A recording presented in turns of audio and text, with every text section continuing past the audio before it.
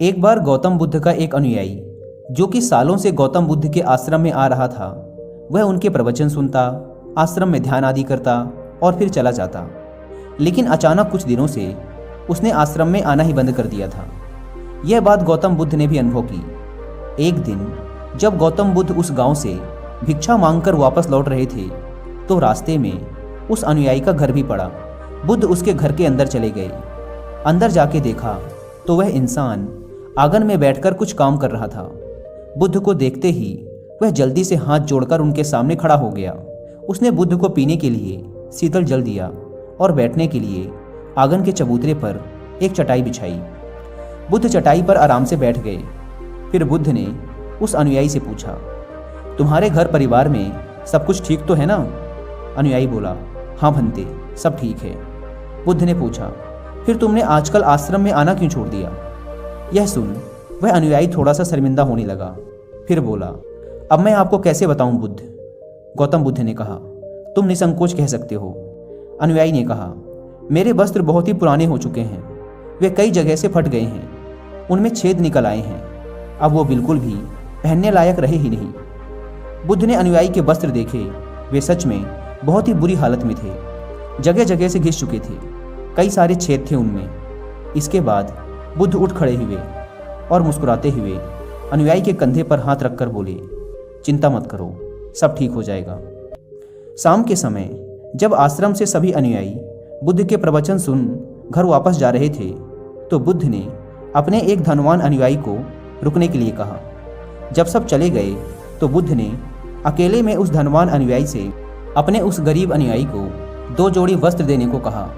धनवान अनुयायी उस गरीब अनुयायी के घर वस्त्र भिजवा देने का वचन देकर वहां से चला जाता है। अगले दिन सुबह वह अमीर अनुयायी उस गरीब अनुयायी के परिवार के हर एक सदस्य के लिए 2-2 जोड़ी कपड़े एक पोटली में बंधवा कर अपने नौकर के हाथ भिजवा देता है, जिसे देखकर उस गरीब अनुयायी का पूरा परिवार बहुत ही खुश होता है।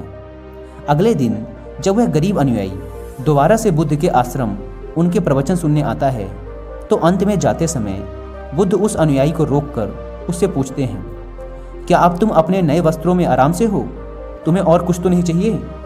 अनुयायी ने कहा, पहले तो आपका बहुत बहुत आभार भंते, मैं इन कपड़ों में बिल्कुल आराम से हूँ और मुझे अब और कुछ नहीं चाहिए।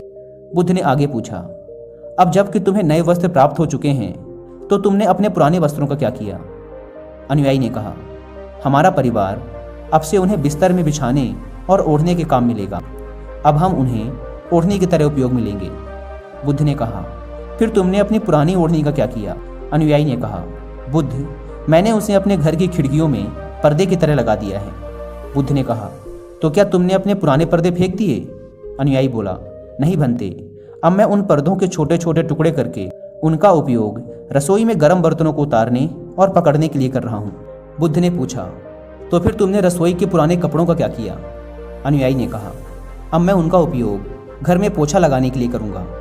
बुद्ध ने कहा, तो फिर तुम्हारे पुराने पोछे का क्या हुआ? अनुयायी ने कहा, बुद्ध, वो पुराना पोछा इतना तार तार हो चुका था कि अब उसका कुछ भी नहीं किया जा सकता था, इसलिए मैंने उस पोछे से एक एक धागा अलग करके दिए के लिए बातियाँ बना ली। उन्हीं में से कुछ बातियाँ मैंने आश्रम में दान कर दी हैं, जो अब आज रात से आपके कक्ष में प्रकाशित होंगी। यह सुन बुद्ध अनुयायी से संतुष्ट हो गए। वे इस बात से बहुत खुश थे कि उनका शिष्य वस्तुओं को बर्बाद नहीं करता, बल्कि उनका सही से उपयोग करना जानता है। गौतम बुद्ध हमेशा अपने शिष्यों को बहुत ही कम चीज़ों के साथ जीवन निर्वाह करने की शिक्षा देते थे। साथ ही उनका यह भी मानना था कि यदि हमारे पास कुछ भी हमारी ज़रूरत से अधिक है तो हमें उसे दूसरे ज़रूरतमंद लोगों को दे देना चाहिए। काश हमारी आज की जनरेशन भी बुद्ध का ये संदेश समझ पाए। आज लगभग हर इंसान अपनी ज़रूरत से अधिक चीज़ें खरीद रहा है, केवल लोगों की देखा देखी में और दूसरों को शो ऑफ करने के चक्कर में। आजकल पुरानी चीज़ों को रीयूज़ करना तो दूर की बात है, हम लाई हुई नई चीज़ों को ही पूरी तरीके से यूज नहीं कर पाते। इसका एक कारण ये भी है कि आज की इस मॉडर्न दुनिया में हर रोज़ नई चीज़ें इन्वेंट हो रही हैं, जिससे बहुत ही जल्द चीज़ों का फैशन ख़त्म हो जाता है और दूसरी नई प्रकार की वस्तु चलन में आ जाती है। आजकल जब हम कोई फ़ोन या इलेक्ट्रॉनिक प्रोडक्ट लेते हैं तो उनमें कितने तरह के फंक्शन की जांच करते हैं, लेकिन एक सर्वे के अनुसार एक इंसान अपने फ़ोन के 60% फीचर्स कभी यूज ही नहीं करता या फिर बहुत ही कम बार उसे यूज करता है। यानी कि अगर वो फीचर्स ना भी होते तब भी उस इंसान का काम रुकने वाला नहीं था। पर ये तो है मानव निर्मित चीज़ों की बात, लेकिन समझदारी से यूज करने की सबसे ज़्यादा ज़रूरत हमारे प्राकृतिक संसाधनों जैसे पेट्रोलियम, नेचुरल गैस और कुछ बहुत ही महत्वपूर्ण चीज़ें जैसे पानी और बिजली को है।